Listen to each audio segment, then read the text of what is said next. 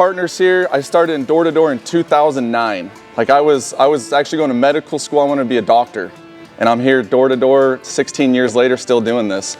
Going back to what Chris said, like it completely changed my life. If you guys take advantage of, whether you do this in the future or not, if you take advantage of this opportunity and give it everything you have, it will change your life and you will be a better version of yourself no matter what career you enter into, okay? So I wanted to first piggyback off something Chris said. He talked about identity shift. So I've been thinking a lot about this idea of like the thermostat, us being like a thermostat. So if you have the thermostat set at 70 degrees, it heats up to 75, what happens? Cools down, gets back to 70, right? If it gets cold and drops to 65, what happens? Heats up and gets back to 70. That's kind of that baseline. That's the identity you have of yourself if we're looking at us as humans. It's like you have an identity. Chris talked about you come from different walks of life. Like that's kind of your identity. And if you come out here with that identity and you don't shift that, you're always going to return back to that baseline. You always return back to that 70 degrees. Maybe that's making 30 grand a year. Maybe it's making 50. Maybe it's making 100. Maybe it's making 200. But whatever that baseline is, you might have a phenomenal week, phenomenal quarter, phenomenal month. You're always going to revert back to that baseline. You're going to take it, you're going to cool down, you're going to return to that baseline. If you have a rough month, you're going to heat up the next month, but you're just going to get back to that baseline and that's where you stay. So how do you shift that? How do you increase that baseline? There's a quote that says, water always finds its level. So if you have a pool of water and you get in splashing around, you get waves, you create a stir, you're spinning it. After you get out, what's going to happen with the water? It settles down and it goes back to the same level. The only way to change that level is to add more water. You've got to add to it. Same thing with this job. Every day you've got to add to become a better version of yourself so that that baseline is increasing. You've got to continually increase that baseline. That's what that identity shift does. You look at, you hear stories of millionaires, billionaires that lose everything. They go bankrupt. What did they do? They almost always return back to where they were. Why? Why do you think that is? Why do they almost always return back to where they were? That's their identity. That's their self-belief. That's their self-worth. They know that they can do it because they've done it. That's their identity. That's their thermostat. That's their internal thermostat. They had a crash. It got real cold, but they're going to heat back up to where they believe they should be. So identity shift is huge, guys. But what I'm going to be speaking on is power of belief. So this quote, he who says he can and he who says he can't are both usually right. What does that mean to you guys? Raise of hands. What does that mean? We got some curls over here. Let's go. Yes? It's about the story you tell yourself. Story you tell yourself. Expound on that a little bit. If you tell yourself you can do it, then you can absolutely do it. If you can't, I'm going to tell yourself you can't, you won't. Why is that? Because it's mindset. Mindset, right? If you tell yourself you can do it, you're going to do the things that make you do it. If you tell yourself you can't, you're going to miss those steps. You're going to skip those steps. You're not going to do it. It's kind of going back to that identity shift. So on this, the meaning of the quote I have here highlights the self-fulfilling nature of belief. Whether you believe you can succeed or believe you will fail, you're probably right because your belief shapes your effort. It shapes your energy and it shapes your execution. So if I believe I can do something, how's my effort going to be? It's going to be high because I'm going to do everything in my power to accomplish what I believe I can accomplish. How's my energy going to be? It's going to be high because I'm going to have the highest energy because I know I can do it. I'm excited. I'm excited. I'm enthusiastic about it. I'm going to execute at a high level. If I don't believe I can, is my effort, energy going to be the same? My execution the same? No, because I don't have that self-belief. My thermostat, my baseline is lower than that, so I'm not going to do the things necessary. So in this job, if you say, I can't close deals, when you're at a customer's home, you're going to pull back, you're going to hesitate, you're going to have a lack of confidence. The customers are going to feel that. They'll recognize that. And eventually, you're going to prove yourself right. If you go out every day like, man, this is hard. I don't know if I can do this. I don't know if I'm cut out for this. You're probably not because you're going to put in the effort that you believe in. Like if you don't believe you can, you're not going to put in the effort that Doug's going to put in. Doug knows he's one of the top reps in the nation. So how's his effort? It's extremely high because he knows that's his belief and he's going to put in the effort to match his belief. Going to lean in. Doug leans in, gets creative, push through obstacles, and often you will make it happen. You're going to accomplish what you believe. Like you look at, who here has played baseball in the room? Okay, baseball, what's a batter's slump? What do you mean, they can't hit the ball? They can't hit the ball, but why? Did they get worse? They're in their head. They're in their head. And it's hard to get out of, right? They start telling themselves what? Oh shit, I don't know if I can hit this ball. I don't know if I can. And what happens? They fall in a slump, and it's extremely hard to get out of because they now have a self-belief. They've lowered that level of the water. They've lowered that internal baseline, that internal temperature they have. And they go into a batter's slump. Sports, cells, they're very, very, very mental. You look at golfers, like Tiger Woods, he went through a shitstorm in his life and his career fell apart for a while. Did he get worse at golf? No, he mentally got worse. He mentally lost belief. He mentally lost that self-fulfilling prophecy of that he's the best, right? So key takeaway here, sales begins and ends with mindset. Your skills and pitch don't matter. I don't care how good your pitch is, how dialed it is. If you don't believe that you can do it, who gives a shit how good your pitch is, because it's not going to work. Sales is a transfer of energy. If you have a downer energy, I don't care how good your pitch is. I don't care how dialed your objection responses are. You're not going to get anywhere because that energy, you're transferring bad energy. You're transferring negative energy. Customers feel it. So you get doors get slammed in your face. You have options. Because is that going to happen? Who here thinks they are not going to have doors slammed in their face, or customers tell them to get the fuck off their yard? Who's that not going to happen to? Nobody, right? So we all have a choice. We all have a choice how we respond to that. I always talk about the idea of work to learn, not work to earn. Work to learn, not work to earn. Anybody want to share what that means to them? What they think that means? Work to earn, or work to learn, not to earn. But if I'm working to earn in this job, and I have a rough day, which every one of us will have a rough day. I've been in this since 2009. I've had hundreds of rough days, just getting the shit kicked out of me on the doors. It's going to happen to every one of you here. It will happen multiple times, 20, 30, 40 times this summer. Like, it will happen. And if your only focus is working to earn, and you went out and you had a rough day, didn't get any appointments set, or you didn't close any deals, how are you going home feeling? If your only thought is, how much did I earn? Working to earn. How are you going home feeling? You're feeling like crap. You're feeling down. You're feeling discouraged. What do you start telling yourself? I can't do this. I'm not good. I suck. Doug would have closed that if he was there, or so-and-so would have set that if they were there. Like, you start talking negatively about yourself, right? But if you're working to learn, and your only focus is working to learn, and you have a rough day, what are you doing when you go home? Finding wins. You're finding wins? You're finding little wins? What else? I'm like, when I was heavy on the doors, if I'm having a rough day, I started recording myself. I'd record my pitches. I'd go back to my manager. I'd go back to my buddies that are doing better than me that week or whatever. And we would listen to it, and I'd be like, hey, help me out. What am I missing here? What am I saying wrong? Where am I losing them? And I was very analytical about it because I wanted to learn. I wanted to get better. I wanted to grow. I wanted to improve. But I didn't go home with a discouraged mindset. I went home with a strengthened mindset. I wanted to be better. I let it fuel me. I let that rejection fuel me, and I became better. So you work to learn, you're going to get better. You work to earn, you're going to get discouraged, and you're going to end up quitting in a few weeks, a few months. You're out of here because your only focus is working to earn, but you're not learning. You're not getting better. So it's a complete mindset shift. It's the way you look at it, the way you think about it. But it's funny, the people that work to learn always earn more than the people that work to earn. But it's because they're becoming better. They're raising that baseline temperature they have within themselves, that baseline belief they have within themselves. So homeowner says, I'm not interested. You either stop or you hear convince me. It's the same words, different mindsets. They're giving you the same words, but how are you going to take it? How are you going to perceive it? How are you going to let it affect you? It's a choice. Hot weather, long days, rejection. The conditions, they test your beliefs. Only the mentally tough push through when the heat rises and dopamine drops. These are long days out here. This Houston heat is real. Like, it gets hot. It hasn't even started yet. Like, come July, August, it's hot as hell. And that dopamine's gonna drop come 4 o'clock, 5 o'clock. It's hot. You're getting rejected. Like, who can succeed in that environment? Only the ones who say I can. Only the ones that have self-belief. Did you have something? No. Okay. He thinks it's him?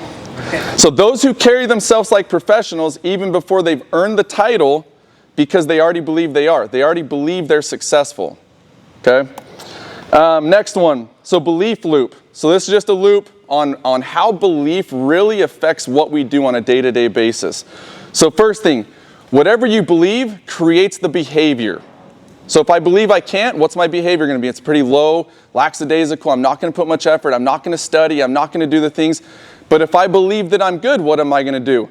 I'm going to put in the time. I'm going to study. I'm going to go ask Doug. I'm going to go ask other top performers. I'm going to get advice. Like, I'm hungry to get better, right? So it creates behavior. If you believe you can sell, you'll approach doors with confidence.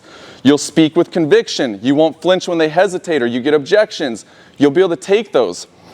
Then once you have that behavior that comes from your belief, that behavior creates results.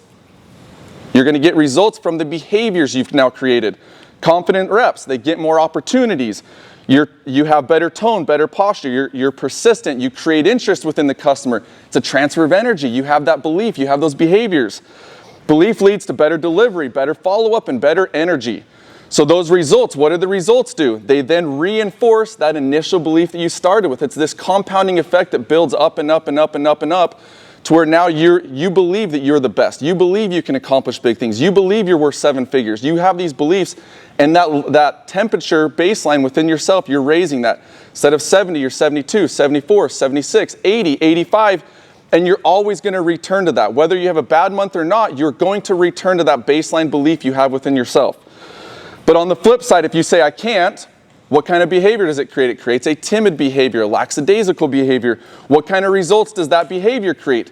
It creates lackadaisical results, low results. What kind of belief then does that ingrain in yourself with low results? It's going to deepen that belief that you can't do it. It deepens that belief. What is the difference between these two people here? Mindset. Is it a choice? Does everybody in this room have the same choice? Everybody has the same choice. Everybody here. I've seen reps that I think should be phenomenal at this job. They make the choice to not believe. They make the choice to say, I can't. They make the choice to think that they can't do it. And guess what? I don't care how good they could potentially be, they're not going to be good with that belief. I've seen other reps that I'm like, in my head, I'm like, there's no way in hell this guy's going to be good at this. But they have a belief and they go crush it. Like, it's crazy. You can never pick who's gonna be good and who's not in this job. I've learned doing this since 2009. Like, you think you have it figured out, you don't, because that person's gonna choose it. They choose what they believe, what they tell themselves, and that's the only thing that matters in this job. So mental conditioning. How do you create this I can mindset? So first, daily affirmations. I'm a firm believer in daily affirmations. One of my favorite parts of my day every day. I have 3 kids, 11-year-old boy, 8-year-old daughter, 5-year-old daughter.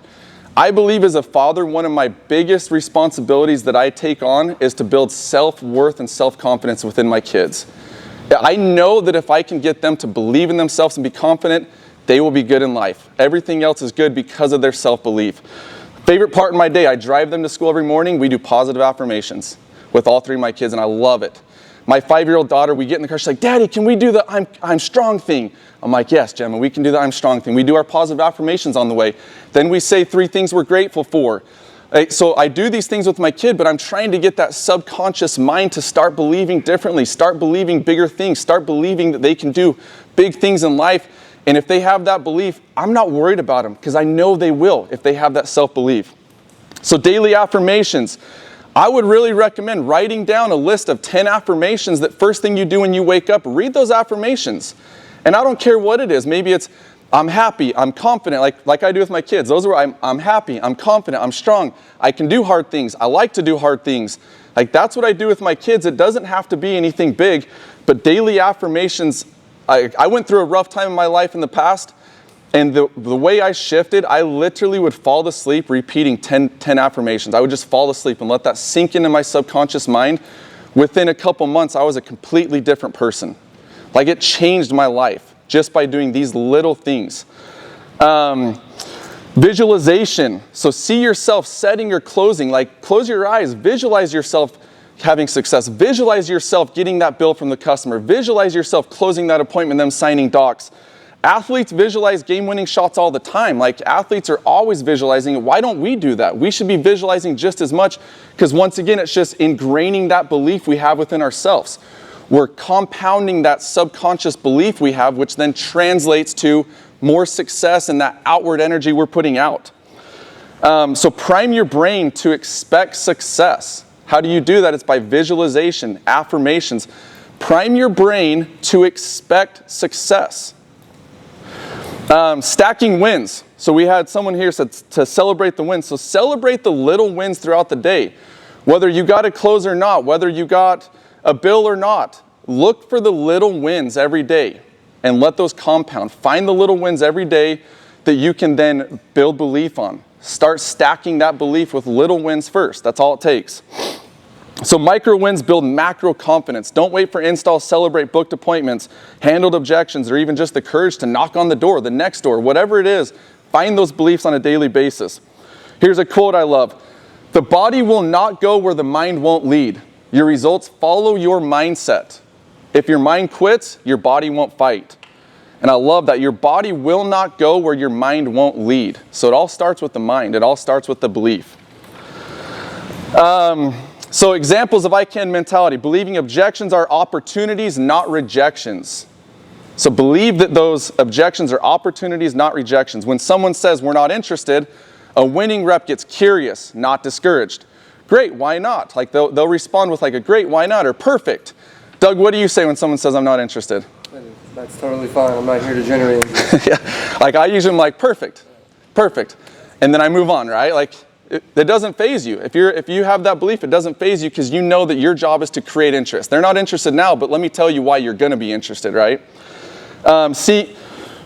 Winning rep gets curious, blah, blah, blah, but seeing every no as one step closer to yes. So the top reps, they understand the law of average. Especially for your new reps, like track your law of averages, meaning how many customers do you talk to a day to generate one appointment? And maybe it's 20, maybe it's 30, maybe it's 40, maybe it's 50. I don't care what it is, but track it because mentally that's going to help you take those no's. And why I say that is because if I know that it takes me 50 customers to talk to get one yes, I don't care if I get rejected because I'm one no closer to a yes. So every no, I'm like, all right, well, screw you. I'm on to the next one. Like, I know I'm one step closer, and you just move on with a positive attitude. The best reps I've seen in this job can go 100 doors straight with getting the door slammed on their face. The 101st door, they treat it as if it was their first because they don't care. It's like a duck when they get water on them. They have oil in their wings. They shake it off and they're dry. Just shake off the no's, move on. Because you're one no closer to a yes. It's just sifting through that mud to find the gold. So Steph Curry, I actually have this, Tony Robbins talks about this, and I'll share this real quick. And I thought this was a crazy stat with Steph Curry. So it says that, obviously we all know Steph Curry, arguably, if not definitively, the best three-point shooter of all time, right? So he shoots a minimum, since his career started in the NBA, a minimum of 500 three-point shots a day. That's 3,500 shots a week. That is 182,000 shots a year in over a 15-year career. That's 2,730,000 practice reps by doing 500 shots a day. So 2,730,000 practice reps in his career, all to make, this time when this stat was pulled, at that point he had made 3,600 three-point shots. So he took 2,730,000 practice reps to make 3,600 shots in a game. That's the law of averages. That's the power of doing things consistently over and over and over and taking those no's, taking those rejections as one step closer to a yes.